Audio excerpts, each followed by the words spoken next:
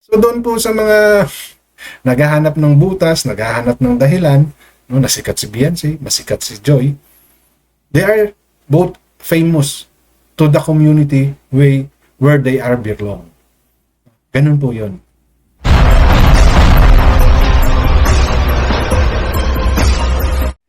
Talaga dito sa Kalingap, no, very exciting na masaya dito sa Kalingap. Hindi ka mauubusan ng content. Yun lang po yung isa sa napansin ko, no. Hindi pa natatapos yung isang issue, may bagong lumalabas. At yung isang issue na hindi naman dapat palakihin, lumalaki, no. Okay, bakit ko po ito nasasabi? Kasi ito pong pagkakaroon ng channel ni Joy Diwata or ni Joy Aquino na ang ka-lab team ay Fran Joy ba? Correct me if I'm wrong, no? I'm not too familiar with the lab team sa Kalingap. No? Doon po ako sa mga naririnig kong issue. So, pati ba naman yung pagkakaroon ng channel ni Joy or your pagla-launch, no, ng channel ni Joy Aquino, nabigyan po ng ibang kadahilanan at meaning, no, ng mga Kalingap community at anti-Kalingap community, no? Na ngayon, yung sabi-sabi, no, maraming speculations. Kaya ginawa ang channel ni Joy kasi wala na siyang sponsor. Kasi hindi na kayang suportahan ni Kalingap Rab ang kanyang pag-aaral dahil wala nang sponsor. Yan po yung isa, kaya siya nagkaroon ng channel. Pangalawa, kaya ginawa ng channel si Joy para ipakita na mas sikat si Joy kesa kay Beyonce. Kaya ginawa ng channel si Joy para ipakita na buo ang suporta ng Kalingap sa lahat ng kanilang mga gustong suportahan. At kay Beyonce, wala. So those are few, no, of what is being raised and being a conversation or a topic, no, dito sa SOCMED, dito sa Kalingap. Okay? So, makikisakay po tayo. Magbibigay po tayo ng sarili nating opinion sa mga pangyayari, sa mga sinasabi na yan, no? And papakita ko po rin po, magbibigay po rin ako ng aking opinion na kung dapat ba, kailangan ba na ikumpara yung dalawa? No? Kailangan bang yun yung maging basihan kung sino ang sikat, paano naging sikat, kung sino yung mas gusto ng tao at sino yung ayaw ng tao, no? So, dyan po, iinog or tatakbo ang content ko na to. At bago po ako magpatuloy, maraming salamat po sa patuloy na pagsuporta sa aking channel ng Kalingap Community, Tekram Community, Daddy Frankie Community, and even na po ni Aldi Community. Although, umiikot lang po kayo sa mga supporters niyan, no? Ako po yung lubos na nagpapasalamat pa rin. Dahil hindi po ako isang defender ng kahit sinong community pinasok ko. Ako po ay reactor. Minuulit ko po lagi yan sa lahat ng content ko. So, wala po akong papanigan at wala po akong magsaside, no? Hindi po ako magsaside sa kahit kanino. Because I saw both of them mayroong mga mali sa kanilang ginagawa. At yun po ang purpose ko. Ipakita sa inyo na walang kinikilingan kung sino yung tama o mali. Kung meron man po kayong napansin na mali sa mga sinabi ko, leave your comment at our comment section, no? At sa pagla-live ko po, pwede rin po kayo makipag-interact, magtanong kahit po kayo ay against sa aking sinasabi. Question niyo po ako during my live stream and even on my comment section. And I'll try my best na sagutin po yung mga comment ninyo. And during my live stream, mas maganda po yun, no? Diretsahan po tayo magkakaroon ng conversation. No? Hindi po ako nang bablock kahit po kayo ay against sa sinabi ko. Kahit po basher ko kayo. No? I'm very much willing to answer your question as long as the question is relevant to our issue na pinag-uusapan. Doon tayo sa issue ha, walang personalan. Because if you ask me about personal question, sorry, I don't entertain. Dahil ako po ay nagre-reaction base sa issue, hindi po base sa personal kong buhay. Okay? So, simulan po natin dito, no, sa pagsasabing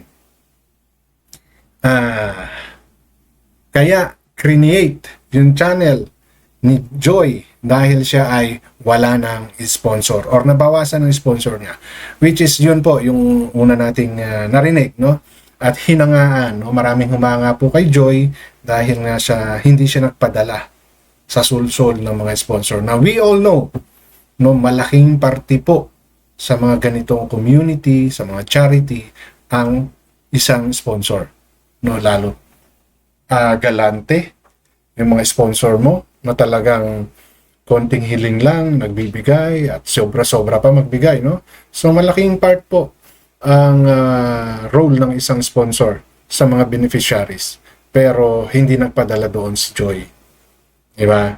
Yun po yung usap-usapan, kaya nga daw po lumipat kay Beyonce, no? So dahil sa nawala ng sponsor, so manganganib ngayon yung pag-aaral ni Joy, no? So totoo po ba yan? Now, regardless, sabihin na natin, no, totoo na may mga sponsor na umalis si Joy, meron pa rin naman siguradong naiwan, no? And sa mga naiwan na yan, no, maaring mag-aambag pa rin sila. And for sure, kahit papano naman, imposibleng hindi magbigay si Kalinga Prab. Remember, no, na yan ay pinangakuan ni Kalinga Prab na tutulungan. Nung sinabi niya yan ay kanyang tutulungan, hindi po siya nag-e-expect kung gaano karami ang sponsor na tutulong. Di po ba? So, hindi pwedeng pabayaan ni Kalinga Prab ang kanyang beneficiaries. What if dumating sa punto, no, na sabihin na natin na wala ng sponsor si Joy? Okay? Kalinga Prab need to do something.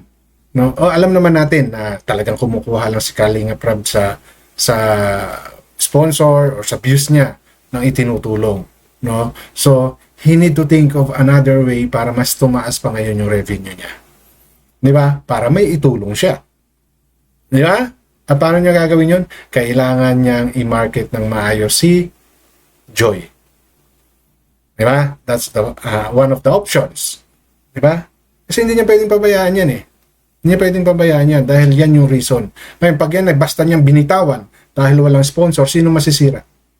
Di ba siya? Si Kalinga Prab ang masisira dyan.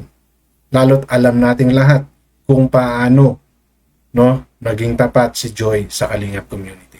Lalo na kay Kalinga Prab. So,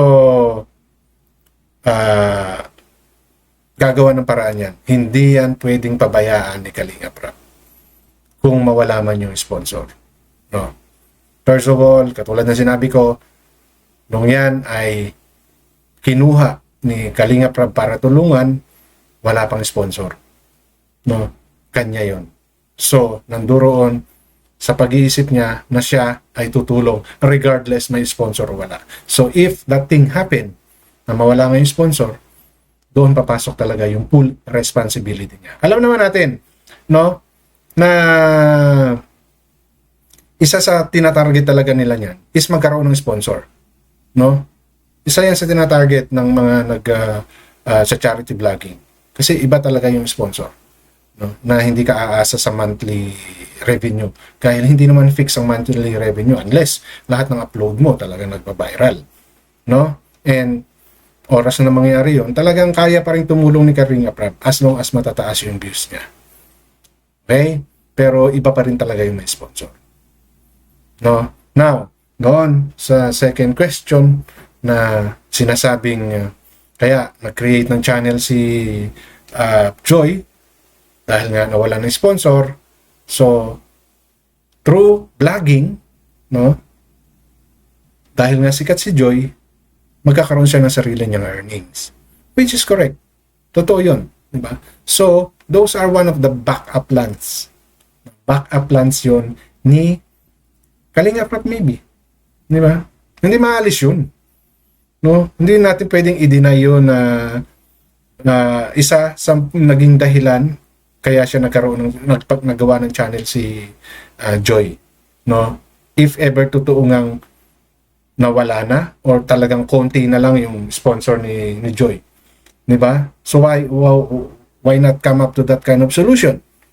Which is good, 'di ba? Magkakaroon na ng sariling earnings si Joy to support her studies and even the families, 'di ba? At the same time, si Kalinga Prab hindi na masyadong mahihirapan and may revenue siya and tutulong pa rin naman siya, 'di ba? Imposible namang hindi. Tulad ng sinasabi ko sa inyo, doon sa mga accusation about kay Kalinga Prab, as long as you have evidence, show it. No, kasi ako, nagbabase ako doon sa responsibilidad na inako ni Kalinga Prab nung yung mga batang yan ay tinulungan niya. No? Part nun ay yung hindi niya inisip, no, muna, or nasa isip niya na kapag ito ay binitawan ng sponsor or pag ito ay hindi nakakuha ng sponsor, siya ang magsushoulder. No? Yun yung pinangahawakan ko. Now, if you have something to show na talagang inasa lang ni Kalinga Prab yung gastos sa sponsor at wala talaga siyang tinulong, prove it, 'di ba? Pakita ninyo yung ebidensya. 'Di ba? Yun yung sa akin eh. No? Kasi hindi talaga maalis yan na oras na makahanap ng sponsor si Kalinga Prab. No? Yung kikitain niya, yung revenue niya, syempre kanya yun. At pwede niyang itulong sa iba. Hindi na doon sa beneficiary kasi nga meron na eh. May sponsor na eh. 'Di ba? So kumbaga, aalalay na lang si Kalinga Prab doon sa mga ibang gastusin. 'Di ba? Ganun yun. Yun yung iisip ko doon. Pero hindi ibig sabihin nun papa-shoulder na ni Kalinga Prab lahat sa mga sa mga sponsor. Di ba? So ngayon, kung talagang mahal yung pagpapaaral, no, yung course na kinuha ni Joy, di ba? At hindi kakayanin ng revenue ni Kalinga Prab dahil may iba pa siyang tinutulungan. And of course, may personal siyang gastusin. Coming up with that idea is not bad. Di ba? Okay lang yun. Di ba? So, there's nothing wrong with that. Kasi yun yung ginagawang dahilan ng mga anti-Kalingap, no? Dahil wala na nga sa raw supporter. So, given wala na nga sponsor si Joy, it's a good move sa side ni Kalinga Prab at saka ni Joy. So, ngayon, nakita natin na may supporter talaga si Joy. So, it will ease the burden on the side of Kalinga Prab and share the revenue to the others na pwede niya pang tulungan. Di ba? Pero hindi ibig sabihin, binitawan niya na si Joy. And remember, those help na naibigay kay Joy by supporting her channel still comes from the Kalingap community. Di ba? So, yun yung point ko doon, no? Now, in terms of comparing, no, si Joy at saka si Beyonce, para sa akin, you cannot compare the two. Magkaiba po. Malayong malayo. Hindi nyo pwedeng ikumpara yung na-achieve ni Beyonce at saka yung na-achieve ni Joy. No? Unang-una, in terms of supporters, aminin natin sa hindi, malaki ang supporters ng Kalingap community. Aminin nyo po yan. At alam po ng anti-Kalingap yan. And Beyonce belong to anti-Kalingap. Diba? So, in terms of support, viewers, subscriber, di hamak po na mas malaki talaga ang kay Joy. No? Mas malaki po yung kay Joy. So, doon pa lang po, you cannot compare the two. No? Kasi obvious na po yun. Di ba? Ngayon, may mga lumalabas. Oh, Juan Kalingap talaga dahil sinuportahan si Joy. Bakit si yung ibang mga vloggers, no, hindi ganun kalalaki yung views. Ultimong si Ate Edna, yung nanay ni Kalingap Prab. Napakaliit ng viewers, no? Kasi po yung interest ng tao, hindi po porke asawa, anak, or or nanay ni Kalinga Prab si yung nanay niya, si Ate Edna, no, hindi po ibig sabihin nun sa subscribe na yung tao sa kanya. Kasi kung iba naman yung topic niya, hindi siya nagtatopic about the issue of the community, wala rin pong silbi kahit na mag-subscribe po lahat yan, pero hindi po nanunood sa kanya yung mga nag-subscribe. Si YouTube po mismo ang magtatanggal nun. No, remember po yan. No, wag niyo pong sabihin na akala ko ba, one kalingap kayo. So, dapat yung full support ninyo nasa pamilya rin. No? Dapat si Ate Edna, hindi lang ganyan yung subscriber niya. No. Kahit po yan ay paabutin ng 1 milyon ng mga subscriber, no, ng Kalingap community, ang channel ni Ate Edna, sooner or later, oras yang mga yan ay hindi talaga bumisita sa channel ni Ate Edna, si YouTube po mismo ang magtatanggal sa mga subscriber na yan. Trust me. Dahil nandun po yan sa guidelines ni YouTube. Ayaw ko lang hanapin. No? Pero nandoon po yan. Na mayroong yearly cleaning si YouTube na ginagawa sa system niya. Sa amin po. Sa mga subscriber namin. No? So over time, kung hindi ka nanonood, kung hindi pinanunood si Ate Edna, unti-unti pong mababawasan yung subscriber na yan. Hindi mabilis, pero unti-unti po yan. So ano ba yung mga kinokontent ni Ate Edna? Diba? Hindi siya masyadong nag-engage sa issue na meron dito sa Kalingap community. So walang interest yung tao. Kung yan ay nag-subscribe dahil nahiya lang kay Kalingap Rab o kay Kuya Bal Santos, sooner or later, mawawala po yung mga subscriber niya. Maniwala po kayo. Dahil nasa guidelines or nasa rules ni YouTube yan. No? So, hindi po natin pwedeng pagbasihan yung supporters ni Kalingap Rab, yung supporters ni Kuya Bal, at yung supporters ni Ate Edna. Kasi, kung bakit mas marami si Kalingap Rab, dahil mas naging patok yung lab team niya, mas maraming sumabaybay sa kanyang ginawang strategy. No? Kay Kuya Bal, si Kuya Bal, alam niyo naman, minsan totoo, minsan hindi. Hindi mo alam kung kailan nagsasabi ng totoo.